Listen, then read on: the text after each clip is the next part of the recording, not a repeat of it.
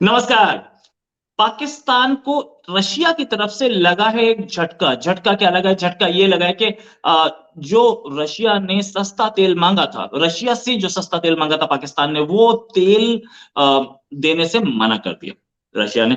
अब सस्ता तेल इंडिया को तो मिल रहा है, नो डाउट अबाउट इट, लेकिन पाकिस्तान को मना कर दिया गया। उसके रीजंस भी हैं। रीजंस भी ये हैं कि पाकिस्तान और अमेरिका की करीबियां बढ़ती जा रही हैं, जो शायद रशिया को पसंद नहीं है, और रशिया ने मना कर दिया। लेकिन इससे पहले इमरान खान साहब, पाकिस्तान के फॉर्मर प्राइम मिनिस्टर, वो तो बोलते रहे कि मैं सस्ता तेल दिलवा सकता था और सस्ता तेल लेना चाहिए। इंडिया की फॉरेन पॉलिसी की तारीफ कर रहे थे। इसी पे बात करने के लिए हमारे साथ अवैस इकबाल साहब हैं। पाकिस्तान के सीनियर जर्नलिस्ट हैं और एक अच्छी पकड़ रखते हैं इंटरनेशनल अफेयर्स पे, एक अच्छी पकड़ रखते हैं डोमेस्टिक अफेयर्स पे। इकबाल साहब, बहुत बहुत स्वागत आपका हमारे शो में। पहली बार आप हमारे शो में आए हैं, बहुत बहुत स्वागत। पहली थैंक यू चीज ये रोहित। Thank you Rohit. पहली चीज ये कि तेल देने से रशिया ने मना कर दिया। क्या पाकिस्तान और रशिया के रिलेशंस बहुत खराब हो रहे हैं? दोनों की तो जॉइंट एक्सरसाइजेस चल रही थी इंडियन ओशन में, अरेबियन सी के आसपास। बहुत शुक्रिया रोहित, मुझे टाइम देने के लिए। क्या कहते हैं, हम इस पर बात करते हैं कि पाकिस्तान उसी रशिया के साथ मिलकर जॉइंट एक्सरसाइजेस कर रहा था जब वो जनरल ज़ियाउल हक के दौर में सोवियत यूनियन के खिलाफ जहाद हो रहा था पाकिस्तान की तरफ से। तो पाकिस्तान की जो सिक्योरिटी इस्टेब्लिशमेंट है, उसके जो टारगेट्स हैं वो बदलते रहते हैं। 1980s में हमें ये बताया गया कि रूसियों के खिलाफ लड़ना जहाद है, और अब हमें ये बताया जा रहा है कि रूसियों के साथ मिलकर एक्सरसाइजेस करना जो है वो आइन पुण्य का काम है, वो आइन सवाब है। ठीक है, जहां तक रही बात तेल की, तो वो कहते हैं ना हिंदी या उर्दू में कि खान साहब से किसी ने पूछा कि आप 24 फरवरी को मॉस्को क्या करने गए थे, तो उन्होंने बड़ी मासूमियत से जवाब दिया, तेल लेने गया था।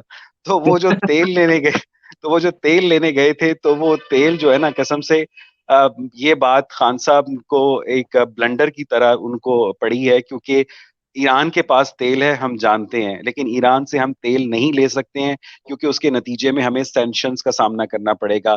रशिया के पास तेल है हम जानते हैं, लेकिन रशिया से हम तेल नहीं ले सकते हैं क्योंकि उसके नतीजे में हमें पूरे वेस्टर्न यूरोप को नाराज करना पड़ेगा, हमें पूरे अमेरिका को नाराज करना पड़ेगा।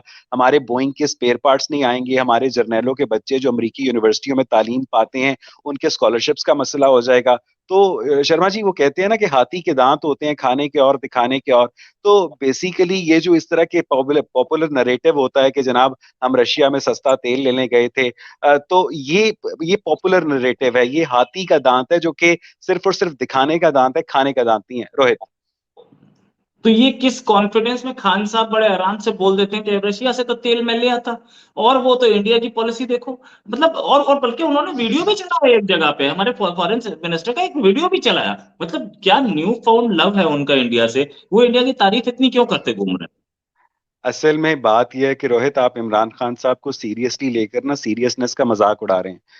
लोग ये कहते हैं कि खान साहब जो हैं उनको पूरे पाकिस्तान में उनके ऊपर एक इल्ज़ाम आयद किया जाता है जिसके उन्होंने कभी भी डोप टेस्ट करवा कर उसकी तरदीद नहीं की है। तो खान साहब ना मर्जी के मालिक हैं, शाम के बाद वो आंखों पे काली ऐनक भी लगा लेते हैं। और काली ऐनक आप आंखों पे क्यों लगाते हैं, आपको बॉलीवुड स्टार्स का बहुत अच्छी तरह पता होगा कि वो क्यों लगाते हैं, कि आपको जो रेड कलर के आंखों में धागे हैं वो नजर ना आए। तो उस हालत में वो जो स्टेटमेंट देते हैं, वो उन्होंने 1 करोड़ नौकरियां देने का भी कहा था, उन्होंने 50 लाख घर बनाने का भी कहा था, उन्होंने रियासत मदीना बनाने का भी कहा था। तो इस तरह के नारे वो लगाते रहते हैं। तो खान साहब की किसी भी बात को संजीदा लेना इन इटसेल्फ संजीदगी के साथ ज्यादती है। वो एक क्या कहते हैं, एक एक पॉलिटिकल जोकर है, वो एक सियासी मसखरा है जिसके पीछे वो एक जर्मन एड चला करता था हमारे बचपन में, जिसमें वो एक पाइप पाइपर जो होता है वो बीन बजाता हुआ जा रहा होता है बांसुरी, और उसके पीछे पीछे चूहे चल रहे होते हैं। तो जो पीटीआई का लीडर है वो पाइप बजा रहा है और उसके पीछे जो यूथिये चल रहे हैं वो उन चूहों की तरह चल रहे हैं रोहित।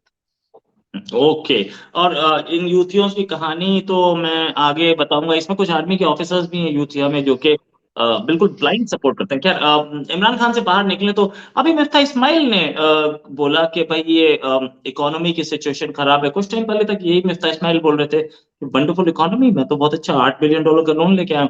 ये सडन यू टर्न क्या कुर्सी जाने से है, या एक्चुअल में वो सिचुएशन बता रहे हैं कि प्रिकेरियस नहीं, है? वो एक्चुअल सिचुएशन बता रहे हैं, और जब आप कुर्सी के ऊपर होते हैं तो आपको कम से कम उस कुर्सी का लिहाज रखना पड़ता है।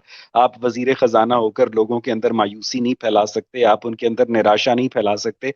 तो जब आप कुर्सी से उतरते हैं तो आपके पास ज्यादा लिबर्टी होती है, आपके पास ज्यादा फ्रीडम ऑफ एक्सप्रेशन होता है। मुझे लगता है कि मिफ्ता इस्माइल साहब उसी फ्रीडम ऑफ एक्सप्रेशन एक्सप्रेशन को यूज कर रहे हैं। रोहित, मैं इस मौके का फायदा उठाते हुए एक बात करना चाहूंगा। मैं लाहौर में बैठा हूं और आप दिल्ली में बैठे हैं, और ये 400 450 किलोमीटर का फासला नहीं है, ये तकरीबन 75 साल का फासला है। और मेरे और आपके जो दादा थे वो एक ही वतन में पैदा हुए थे, और उसके बाद से जो पॉलिटिक्स ने चेंज लिया है, खैर वो तो होता रहता है। लेकिन एक बात जो कि मेरे लिए कंसर्न है बतौर सिटीजन ऑफ दिस वर्ल्ड, वो ये है कि अब जाहिर है कि इस वक्त यूक्रेन और रूस की जंग हो रही है, जिसकी वजह से यूरोपियन ममालिक का जो जीडीपी है वो नीचे जा रहा है। और अगले साल भारत का जो जीडीपी ग्रोथ है वो सबसे ज्यादा रहने की तवक्को है। और हुकूमत पाकिस्तान इस बात पर खुश हो रही है कि जनाब हमने अपने आप को डिफॉल्ट होने से बचा लिया है। तो हमें ठीक है, हमें जो माजी में हुआ सो हुआ, लेकिन पाकिस्तान और इंडिया आपस में ट्रेड करके इस खित्ते को एक खुशहाल खित्ते में बदल सकते हैं। ये मेरा जाती मानना है कि अमृतसर के अंदर जो साड़ी बनती है वो लाहौर पहुंचती है, लेकिन वो वाया दुबई पहुंचती है। तो उसमें वो कितनी महंगी होके पहुंचती है, किन रूट से पहुंचती है। So you see there is a market. ठीक है, इंडिया के लोग पाकिस्तान के ड्रामों से प्यार करते हैं, और पाकिस्तान के लोग इंडिया की फिल्मों से प्यार करते हैं। मैंने आज तक कोई भी साहिब जौक बंदा पाकिस्तान में विस्की की महफिल में ऐसा नहीं देखा जो रफी जी के गाने ना सुन रहा हो, जो लता जी के गाने ना सुन रहा हो, जो आशा को ना सुन रहा हो। ठीक है, तो दिस दिस कॉमन बॉन्ड, हम इंडियन से कहीं भी मिलते हैं बाहर जाकर, तो जितनी ज्यादा कनेक्टिविटी हमारी इंडियंस के साथ होती है, जो कि मैं अपने आप को पाकिस्तानी के साथ साथ एक्स इंडियन भी कहता हूँ, वो किसी और दुनिया की नेशनलिटी के साथ नहीं होती है रोहित।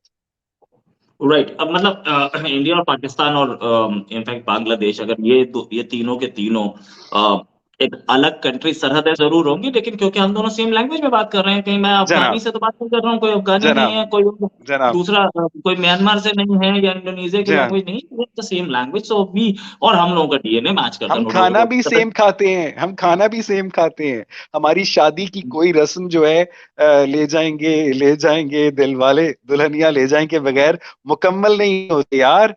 ये this this is extra ordinary. Pakistan के अंदर कोई भी समझदार आदमी जंग नहीं चाहता है। जंग सिर्फ उन्हीं के मफाद में है जिन्होंने मसला कश्मीर को मसला बनाकर रखा हुआ है। सर, मैंने कश्मीर का मैंने सर में मारना है? मुझे जब तक मेरे घर की रोटी पूरी नहीं होती, पाकिस्तान के अंदर बिजली का इतना बड़ा क्राइसिस है, पाकिस्तान के अंदर इंफ्रास्ट्रक्चर का इतना बड़ा क्राइसिस है। मैं कहता हूँ कश्मीर जो है वो इस वक्त उसके ऊपर पाकिस्तान का कब्जा है, कश्मीर के ऊपर इंडिया का कब्जा है, कश्मीर के ऊपर चाइना का कब्जा है।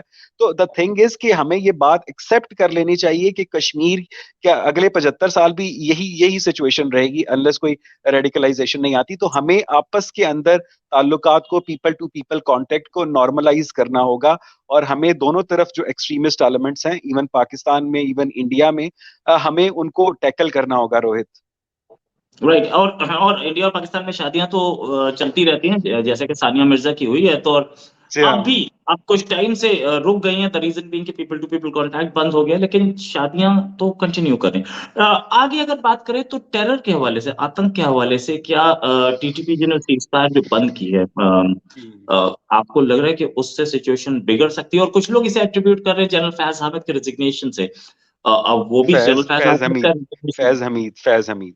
अच्छा, या असल फैज में हामिद। रोहित रोहित बात यह है कि बाज चीजों को ना हम अगर सिंबॉलिकली डिस्कस करेंगे तो मुझे लगता है कि आपको भी ज्यादा मजा आएगा, और मेरी जो हिफाजत है वो भी हो सकेगी। मैंने ये बात इससे पहले आरजू के साथ भी की थी कि अगर मोहल्ले के अंदर चोरियां होना बंद हो जाए ना, तो चौकीदार की अहमियत खत्म हो जाती है। कोई चौकीदार को लिफ्ट ही नहीं कराता कि यार हमें कौन सा खतरा है।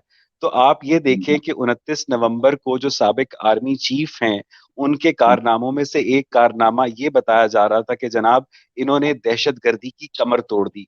और अगले दिन यानी नए आर्मी चीफ के आने के बाद कोयटा के अंदर एक धमाका होता है, और हमें इतला मिलती है कि जनाब टीटीपी जो है वो अब उसने अपना सीज फायर खत्म कर दिया है। तो मैं ये डरते डरते पूछना चाहता हूं कि अगर तो इन्होंने कमर तोड़ दी थी, तो वो कमर किस ऑर्थोपेडिक सर्जन के जरिए उन्होंने जुड़वाई है, जिसके बाद वो इस काबिल भी हो गए हैं कि वो मुज़ाकरात भी कर सकें, वो धमाके भी कर सकें, वो अफगान सरजमीन को इस्तेमाल भी कर सकें।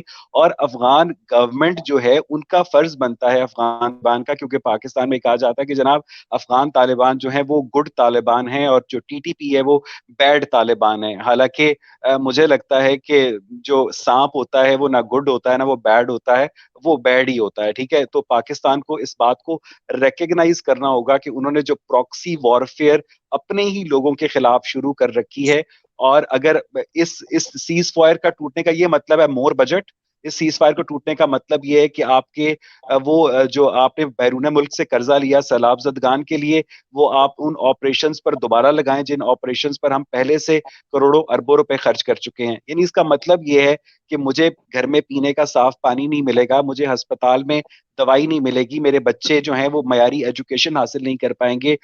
ये मतलब है। यानी हमें ऐसे एक विशस साइकिल में और हमें फिर कहा जाता है कि यार आप इंडियंस के सामने बैठकर अपने मुल्क को नंगा कर रहे होते हो, तुम्हें शर्म आनी चाहिए। और मुझे लगता है कि हम इंडियंस के सामने नहीं बैठे हैं, हम एक वर्ल्ड कम्युनिटी का हिस्सा हैं। हम हमारे आप पूरी दुनिया के सामने जब सैलाब जदगान के लिए भीख मांगते हो तो अपना पेट उठाकर अपने आप को नंगा नहीं कर रहे होते, तब आप लोगों को शर्म नहीं आती अपने मसाइल को रिकग्नाइज करना। दूसरे जब आप किसी से, आप आज कितने पाकिस्तानियों को पता है कि उनको जो कोरोना वैक्सीन लगी है उसकी 70% से ज्यादा जो वैक्सीन है वो इंडिया के अंदर मैन्युफैक्चर हुई है, और वो वर्ल्ड हेल्थ ऑर्गेनाइजेशन की वसातत से पाकिस्तानियों को एडमिनिस्टर की गई है। हमें हमें अच्छी चीजों को हाईलाइट करते ही नहीं है यार रोहित भाई। राइट। और ये कोविड ही नहीं, वर्ल्ड में 70% जो वैक्सीन है वो इंडिया देता है।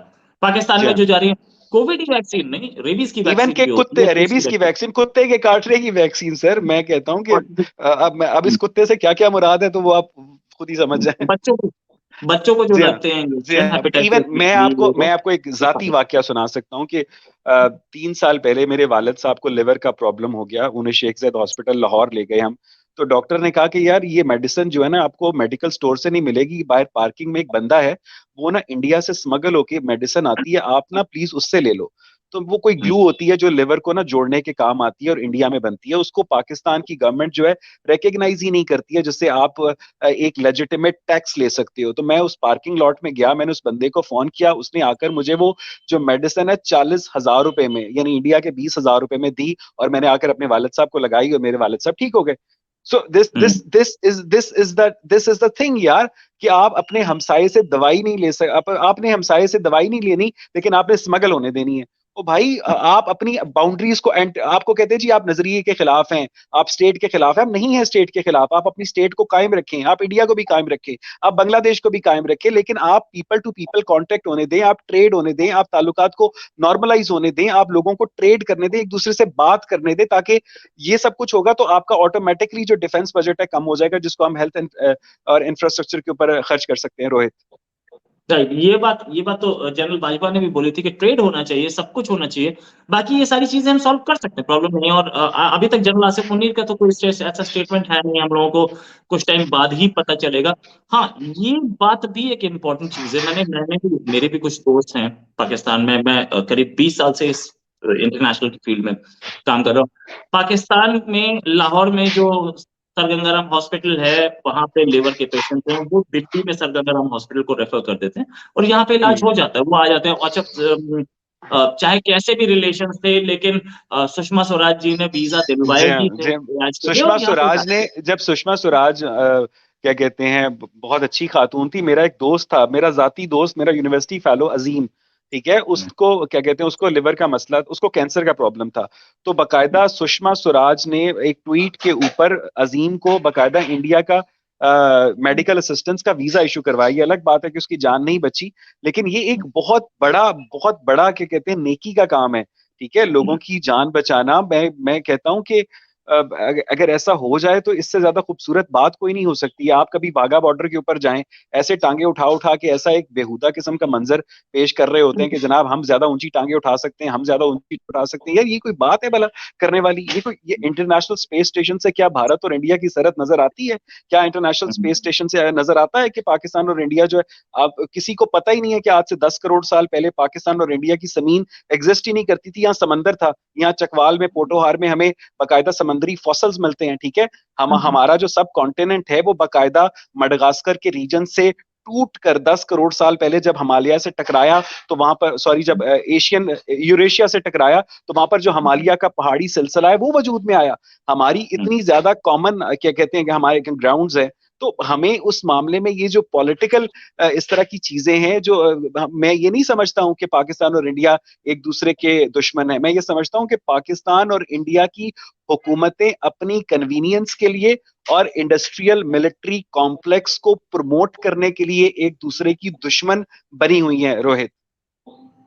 राइट। फाइनली एक क्वेश्चन मैं आपसे पूछना चाहूंगा कि ये हमें जो पता लग रहा था काफी टाइम पहले कि इमरान खान अरेस्ट हो सकते हैं, क्या अरेस्ट हो सकते हैं या उनको एक इम्यूनिटी नहीं मिली नहीं नहीं हुई है? नहीं नहीं, नहीं, नहीं, बिल्कुल बिल्कुल इमरान खान कुछ भी कर लें, इमरान खान अरेस्ट नहीं हो सकते। उसकी वजह यह है कि इमरान खान अब एक पॉलिटिकल लीडर नहीं रहे। इमरान खान एक उनकी कल्ट फॉलोइंग डेवलप हो गई है। आपने सही कहा था कि एस्टैब्लिशमेंट के अंदर बहुत से अफसरान हैं, उनकी बीवियां हैं, उनके बच्चे हैं, उनके बच्चे हैं, वो कहते पापा इमरान खान को गिरफ्तार नहीं करना, तो पापा इमरान खान को गिरफ्तार नहीं होने देते। तो ये बात है कि इमरान खान इस वक्त प्रैक्टिकली अबव लॉ हैं, वो जो मर्जी करें, उनके ऊपर किसी कानून का किसी आइन का इतलाक नहीं होता Rohit. Right. Thanks a lot Awais साहब, बहुत अच्छा डिस्कशन रहा आपके साथ और उम्मीद है हम एक डिस्कशन और करेंगे आपके साथ। खबरें बहुत सारी हैं और टाइम कम है। हाँ, एक डिस्कशन अपना ढेर जल्दी सारा करेंगे। ख्याल रखिएगा, अपने ढेर सारा ख्याल रखिएगा। Take care. Thanks a lot, धन्यवाद, टेक नमस्कार। केयर।